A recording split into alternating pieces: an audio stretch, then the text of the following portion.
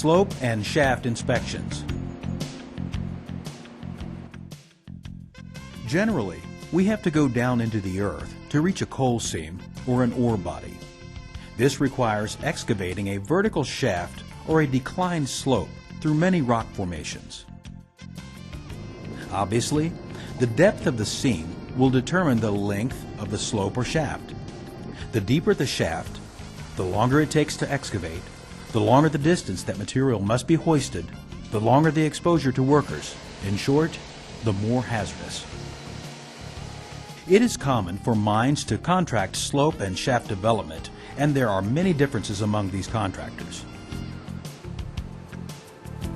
This video will familiarize you with various slope and shaft construction sites, equipment, the underground environment, and mining and construction methods so that you may be better prepared to conduct an inspection. We will focus predominantly on conventional shafts sunk for underground coal mines, but footage from a coal slope as well as a metal-non-metal shaft operation is also included. Another common method of sinking shafts is blind hole drilling.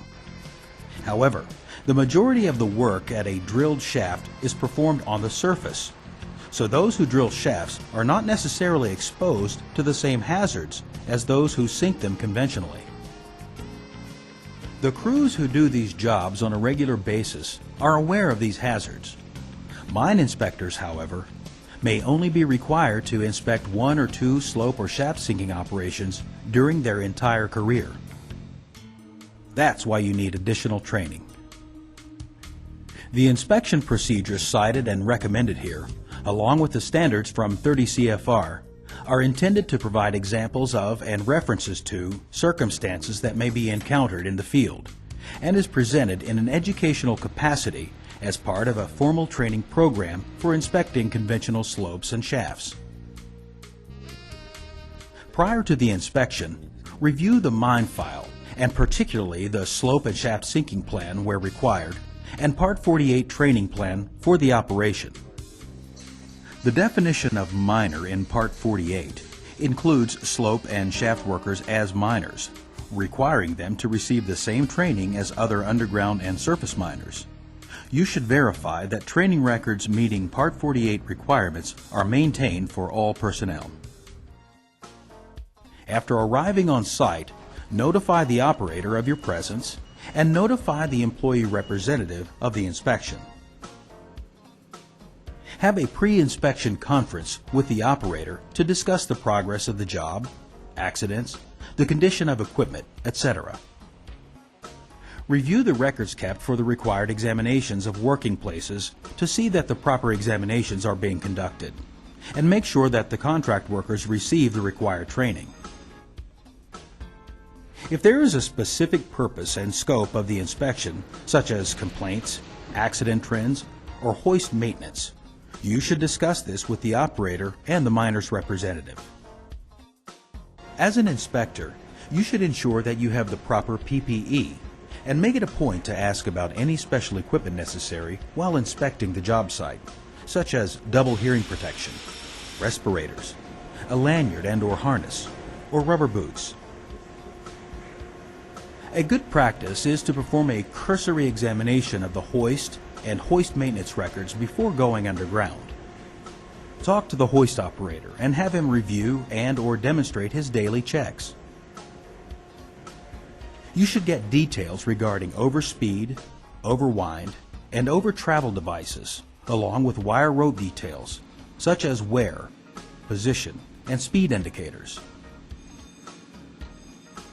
Discuss the tests of the safety systems, review the records of the required examinations, and verify the capacity of the hoist. Inquire about accommodations for those who need help getting in or out of buckets or conveyances, and discuss company policy for this situation. Observe the hoist through several cycles and verify that communications are in working order. Does the hoist operator obey the proper hoisting speeds?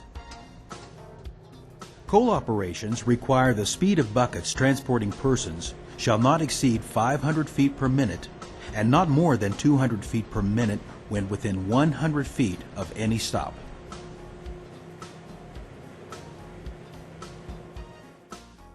Is the position indicator operable? Does the hoist operator stop the bucket 15 feet from the shaft bottom and wait for a signal before lowering the bucket? Is the wire rope free of signs of wear or damage? Are the conveyance and connections free of defects? Prior to going underground, inquire as to how the operator accounts for the number of employees working underground at any time.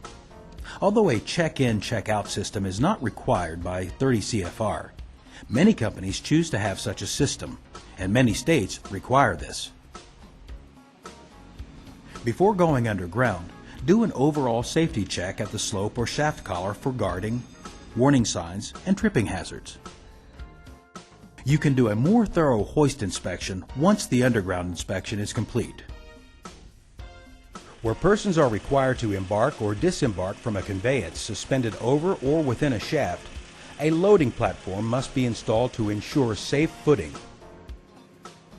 Personnel riding in conveyances should wear a full body harness with a short, shock-absorbing lanyard and be properly tied off to a designated attachment point. Designated attachment points should be provided on the conveyance for the safety lanyard. The location of the attachment point should be carefully selected to prevent the lanyard from getting snagged or entangled when the conveyance is moving.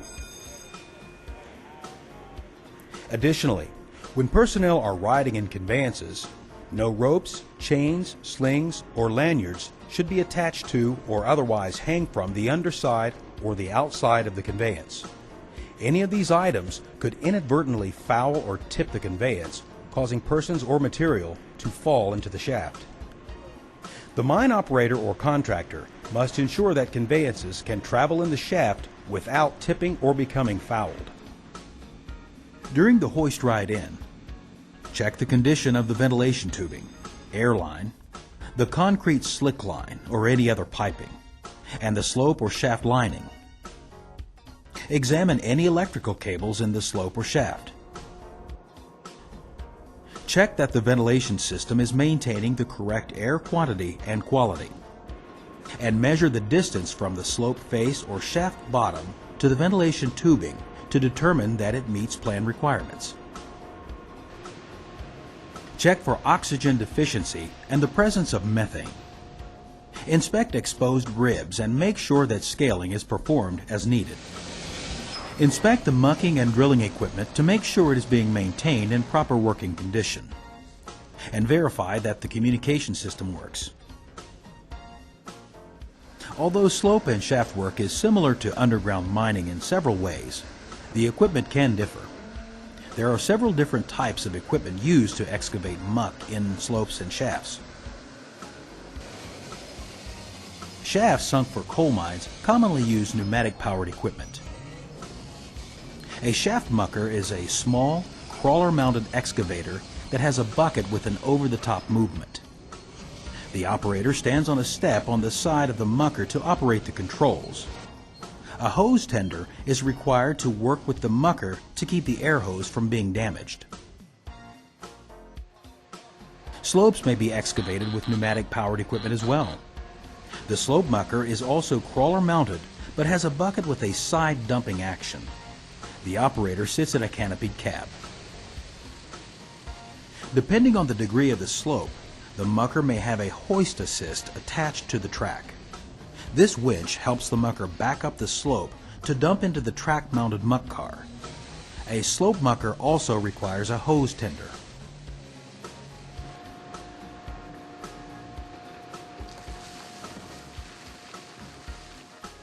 Diesel-powered LHDs, or diesel-electric scoops, are also used to excavate slopes. Part 77 requires that diesel equipment holds a Part 36 approval.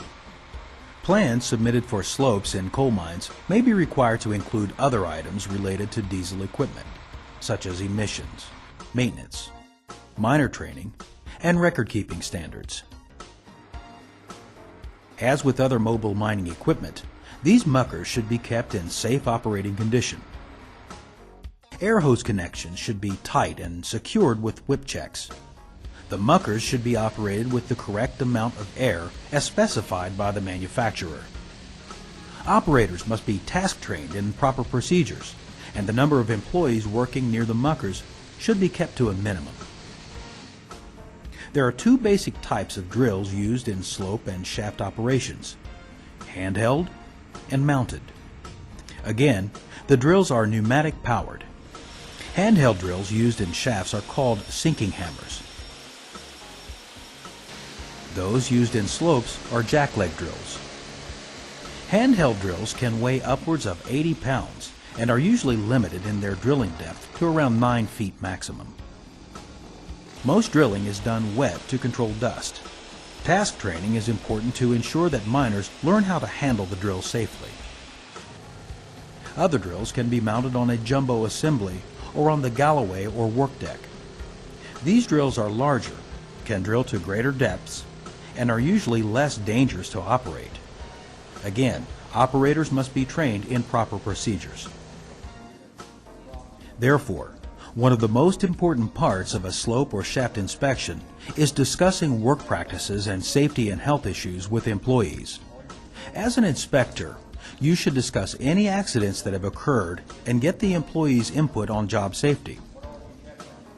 You should encourage the workforce to express any safety concerns they have and offer to discuss them with management. While underground, you should examine the work deck or galloway.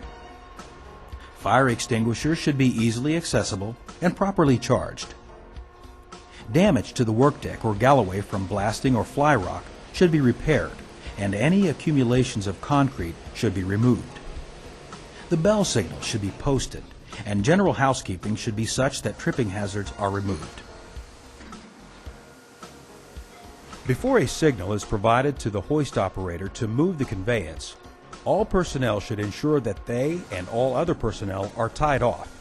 The hoist operator should confirm that all persons are tied off prior to moving the conveyance.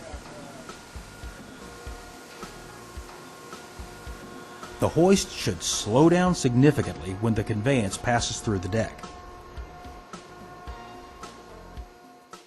If a water ring is constructed in the shaft, it should be inspected also. Review the company's procedure for accessing the water ring. Check the air quantity, perform a gas check in the water ring, evaluate the roof and ribs, and check for adequate ventilation. Perform an examination of the bottom station when the slope or shaft reaches that stage of development. Ground support should be properly installed, and any unsupported areas should be dangered off.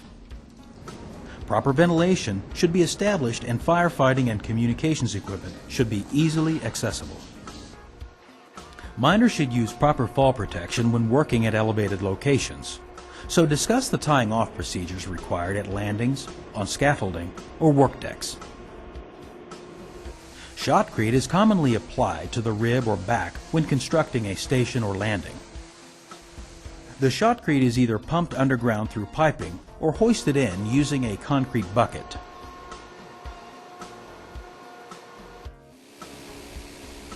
Wire mesh is secured to the slope or shaft walls or back with either rock bolts or split sets. Shotcrete is then sprayed onto the wire. As it sets, it provides ground support. An inspection of the surface area is similar to an inspection of any surface facility at a mine, and you should look for violations and hazards. However, the explosives magazines must be kept locked and properly grounded. The surrounding area must be kept free of flammable material, and the explosives inventory must be kept on site and should be examined. Slopes and shafts that incorporate a concrete lining commonly have a concrete batch plant on site. The concrete is sent underground via a slick line or a concrete bucket. Precautions should be taken on the surface to ensure that the concrete truck does not get too near the edge of the shaft and does not overfill the concrete bucket. The chute used to fill the concrete bucket must be securely anchored and retract out of the way of the hoist. If a slick line is used to deliver concrete, it should be securely anchored with the joints properly coupled. If a bucket is used to deliver concrete or shotcrete underground, it should be free of accumulations of materials, and the door should close completely. Hoses used to transfer the mixture from the bucket to the forms or the shotcrete machine should be securely attached and free of holes.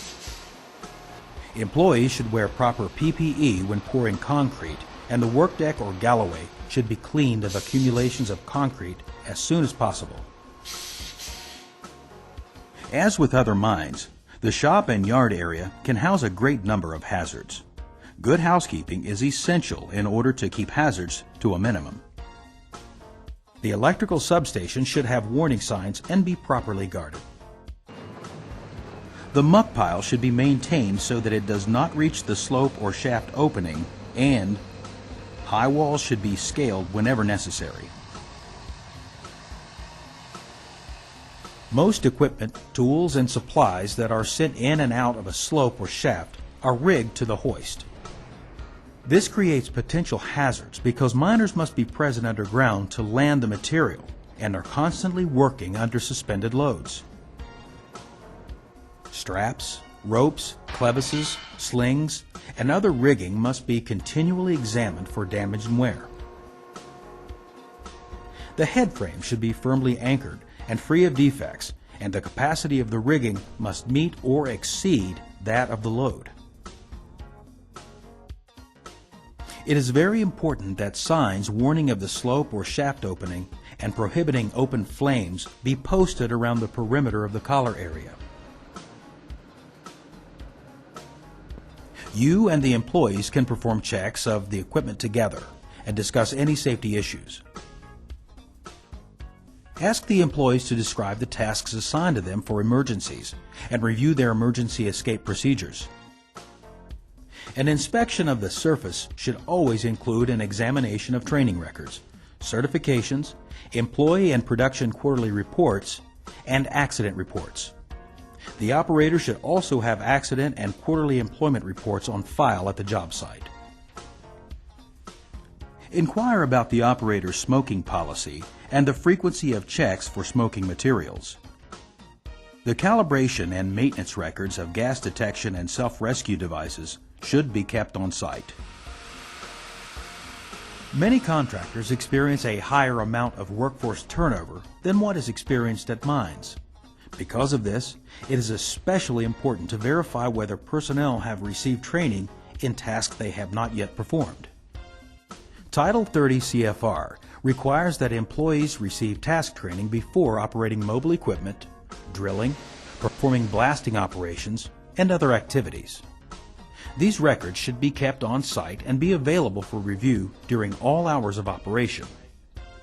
Where required, the certifications of personnel such as hoistmen should be verified.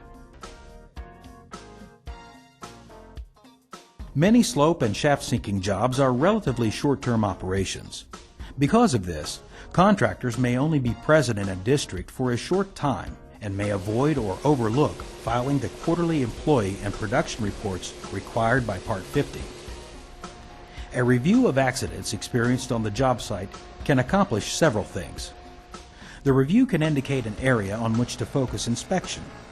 For example, if there have been several accidents where personnel have been hit with falling rock, the inspector should focus the inspection on ground control.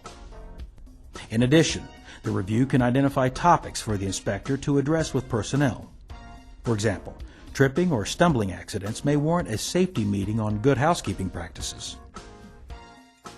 The accident review can also determine whether the operator is reporting accidents as required. Remember, you are a key factor in the safety and health procedures that must be followed to ensure that the workforce is safe. Through inspections, proper safety and health training, and everyone's commitment to safety, accidents and injuries in the development of slopes and shafts can be reduced or eliminated. For more information, visit our website at www.msha.gov.